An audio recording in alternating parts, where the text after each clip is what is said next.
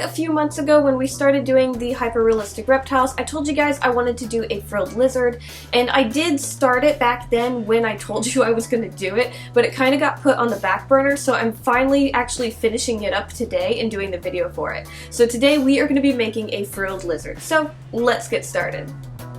Okay guys, so the first thing that we're going to work on is going to be sculpting the head for our frilled lizard, and then we'll work on the clay feet.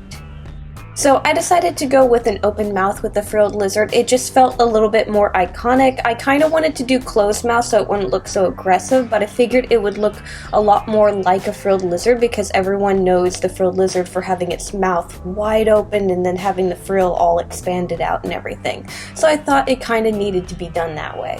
So that's why the lump of tinfoil for our base is broken up into two pieces. It's kind of glued together weirdly, and we're going to be completely covering this in clay. And what we're going to do to line the mouth is we're going to roll out a sheet of clay, and then we're going to just kind of drape it inside of the crack.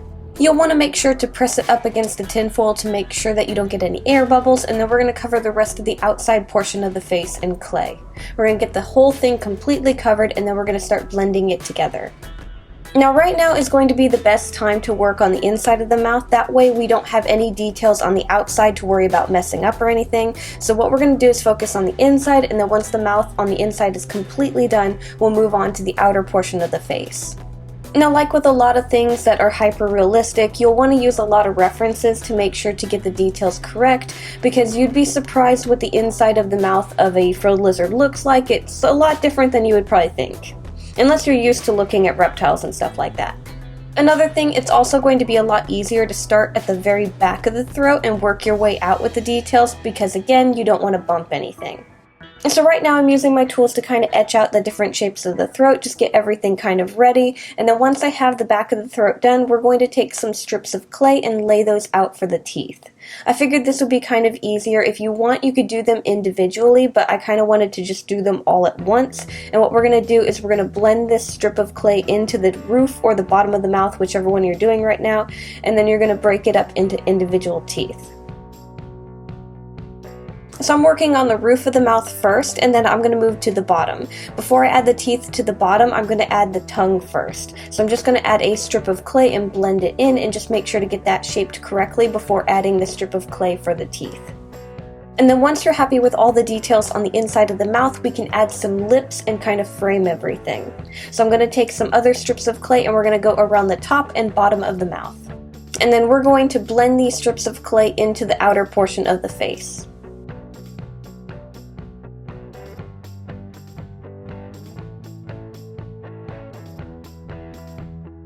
Now that we have the inside of the mouth all finished, now we're going to kind of adjust the shape of the face to get it correct, make sure it's nice and even before we add all the details to it. And then once I'm happy with the layout of the face, I'm going to start adding the eyes. So I'm going to take some balls of clay and I'm going to push them into the side of the face where I want the eyes to go, and then I'm going to take my glass eyes and we're going to push them right into the tops of those balls of clay. We're going to make sure the eyes are placed nice and evenly. The one thing that we don't want right now is a cross-eyed lizard, and then once we know that we like where the eyes are, we're going to start building up clay around them to make the eyelids.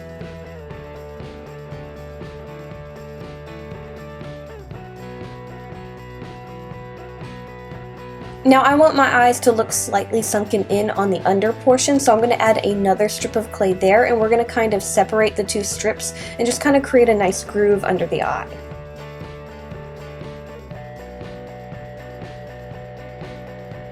Once I like the shape of the eyelids and everything like that, I'm going to start using my other tools, and we're going to add some scaling texture. So I'm just going to kind of add some line works and kind of push in to create some indents and wrinkles and just kind of create the illusion of really tiny wrinkly scales. And then after that we can add the nostrils and start moving on to the rest of the face to add more scale texture to it. Don't forget to go around the lips and separate those into individual scales as well. Those are going to be slightly larger, and then most of the rest of the scales on the face are going to be kind of tiny, so we're mainly going to be doing kind of texture effects to make it look like there's scales.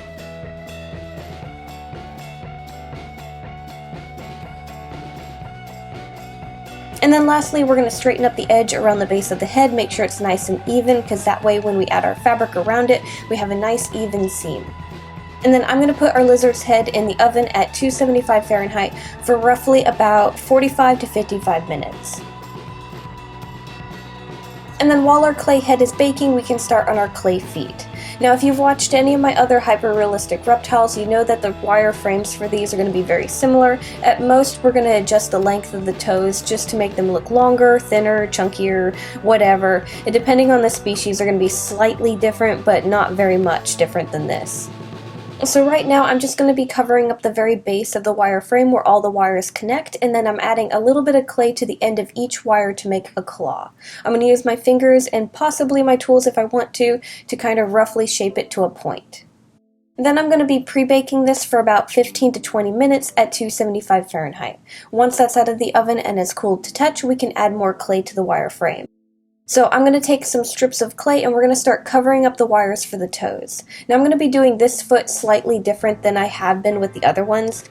Normally I cover the bottom of the foot, get everything positioned, and then we do a bake, but this time around I'm going to be covering the top and bottom, and then what we're going to do, instead of covering it in tiny little balls of clay to make the scales, I'm going to be using a tool to make them textured. I figured this would work a little bit better for the frilled lizard because the scales on their toes are a little bit more pointed, and I wanted to try something new with it. That way we weren't doing the same old thing with the toes.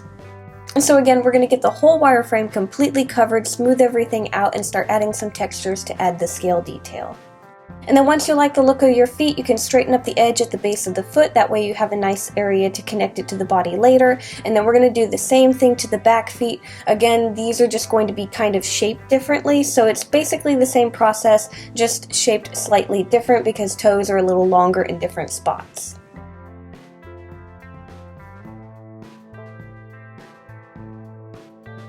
So we're going to put our clay feet in the oven for roughly about 45 minutes at 275 Fahrenheit. And then once all of our clay pieces are done baking and have cooled to touch, we can start painting them. So for the painting, the first thing that we need to do is get our clay pieces primered, so we just need to get our first layer of paint down. Now I'm going to go with a more aggressive looking frilled lizard since we're doing the open mouth thing, so I'm going to be using a lot darker colors. Naturally, when they're kind of more relaxed, they're a bit more brown, but when they get angry or they're sunbathing, they'll be a lot darker sometimes. So I'm going to go with a lot darker palette for this. But I'm going to actually be primering with a lighter gray because I want to have a little bit of a highlight peek through. So I'm going to get my clay face completely covered in gray paint, and then we're going to go over this lightly with our blacks. I don't want to darken it up super fast because I don't want it to be where you can't see any of the detail and it just looks like a giant black blob. Now I'm going to let all of this dry, and then I'm not going to touch the outside of the face until we're done with the inside of the mouth. So we're going to primer that kind of like a pinkish, almost yellowish, very pale color. Like, you'll have to look at references to get the correct skin color for the inside of the mouth, but there's kind of like a very pale pink, purple, yellow kind of hue to it. So we're going to be kind of using those colors and just mess around with where they need to be. Now I'm going to be painting my teeth white, but if you wanted to go a little bit more realistic, you can go kind of a yellowish white, but I decided that I wanted them to stand out from the color of the roof of the mouth and everything, and I figured white would make them look a little bit better and they'd show up more. And then lastly, after we get the inside of the mouth done, what we're going to do is we're going to take the inside of the mouth colors and we're going to blend it in onto the lips. So we want the under portion of the lips, or the more inside portion of the lips, to be kind of lighter, and then we're going to have the outside portion darker. Now that the inside of the mouth is done, we can start adding some more blacks and browns and different colors to the face. So I'm going to clean up the lines around the lips, and then we're going to start adding some more highlights and darker portions here and there.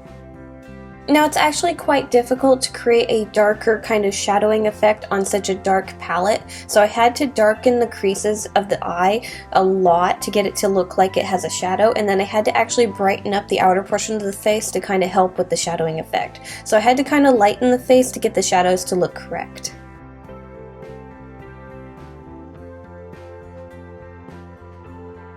Now to kind of make it look a little bit more realistic, instead of just using the blacks and grays, I want to use a little bit more of a coppery tone to it. So I'm going to use a bit of a copper paint and I'm going to lightly go over certain areas of the black to bring out some more brown colors to make it look a little bit more realistic. Because I don't think anything in nature would be this jet black. Sometimes, but not all the times.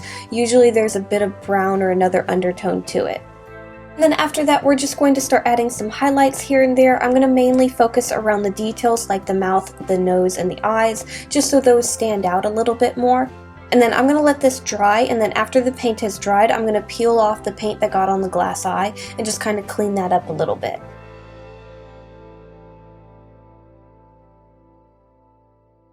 Okay, so now that the face is done, we're going to start working on the feet. So we're going to do something very similar to how we did the face. We're going to start with the gray, let that dry, add some black, mess around with the highlights and stuff, and also use that copper tone to kind of lightly go over the scale texture to create another highlight. Now with everything being so black, similar to how we added the copper to the face and stuff like that, I want to make the claws stand out a little bit. So I'm going to kind of lighten the tips of the toes, and then we're going to add some more darker colors to the claws. That way there's a bit of a separation between the color of the foot and the color of the claw. And then after we're done with the front feet, we'll move on to painting the back feet, do exactly the same thing. Again, it's just shaped differently. And then we're going to let all of our clay pieces dry, and then once that's dried, we're going to mix up some resin and lightly paint over everything that has been painted. Now our thin layer of resin is going to take roughly about 24 to 48 hours to dry, so we're going to have to let it sit overnight, and then we can work on the sewing and stuff while we're waiting on that to cure. Okay, so these are all the pattern pieces that we're going to use to make the body for our frilled lizard. So everything is very similar to how we did the iguana. I kind of shortened the body a little bit though, and then I also made the legs a little longer and thinner. So it's a little similar, we just have different proportions here and there. So I'm going to be using a sequence fabric for the frill in the sides of the body, and then the rest of the pieces are just going to be a nice plush fabric. And if you guys have seen any videos where I've worked with sequins before, you know that it's kind of sheer, so I always sew a layer of fabric onto the backing of it. So all my pattern pieces are drawn out onto the back fabric, and we're just going to sew these two layers together by following all the lines that we drew out. And then after we've followed all those lines with our sewing machine, we can start cutting our fabric pieces out and start working with those as well. So with the frill, we're going to have a front and a back, so we're going to pin those together with the sequins on the inside, and we're going to sew all the way around. And since we have a hole in the middle on both pieces, we can just flip it out using that. We don't have to leave a hole while we're sewing.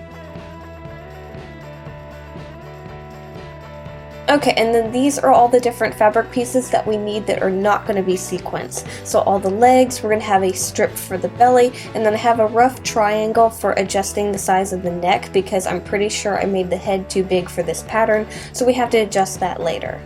And so right now we're going to take the outer portion and the inner portion of all the legs, and we're going to pin those together and sew down the fronts of all the legs.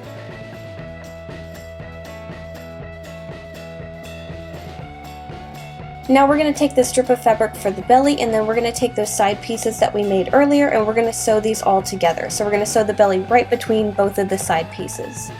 For this I did the sewing by hand, but once I got to the length of the tail I decided to use my sewing machine for it because it was a nice straight line. After we have the side pieces sewn together on the belly piece, we can then take that in the frill and we can start sewing those together. So we're going to take the fabric for the neck and we're going to start sewing this to the frill. So we're only going to be sewing it to one side of the frill, we're not going to be sewing everything together. Once we have our frill in place, we can take our wire frame. I made a very simple one for this, and we're going to start sliding our fabric over it.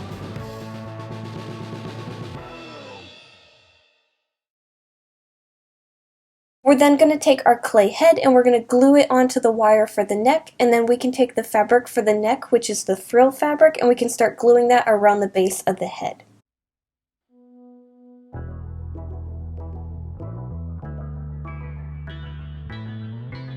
We're going to give that a little bit of time to dry, and then we're going to take that triangle of fabric for the neck, because I told you I made the head a little bit too big for the pattern, and we're going to sew that to the top of the back portion of the frill. Then we can connect this to the side pieces and just go all the way down. After that we can start stuffing our body, and as we're doing that we can slowly close up the back of the lizard.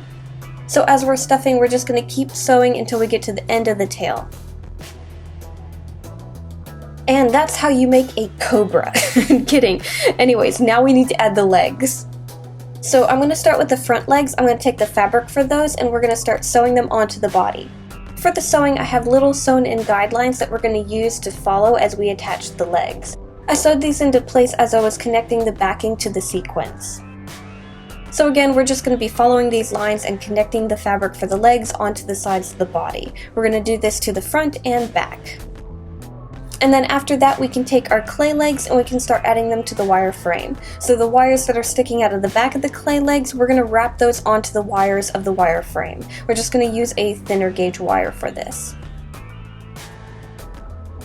So we're going to get all of our clay legs onto the wire frame, and then we can take the fabric for the legs and start gluing it around the bases of them.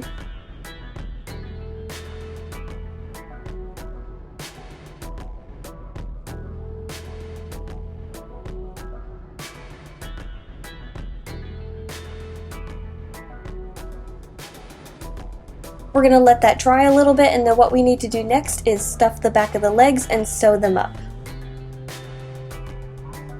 Okay, so our frilled lizard is all put together. It looks really good. Now we need to adjust the colors of our sequins. So we're going to start painting those, and we're going to use a combination of like lighter grays, darker grays, probably a little bit of black to just darken it up a little bit more, and then we're also going to be using those coppers that we used for highlights on the clay pieces.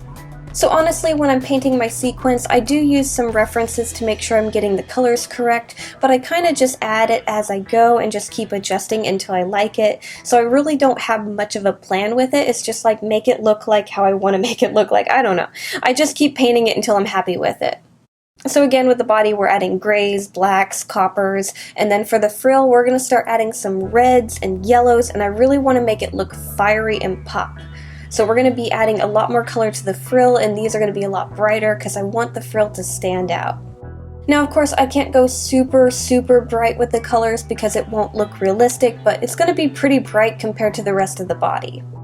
And then lastly, after those colors dried, I went over and I added some black lines just because I felt like it broke up the color a little bit more.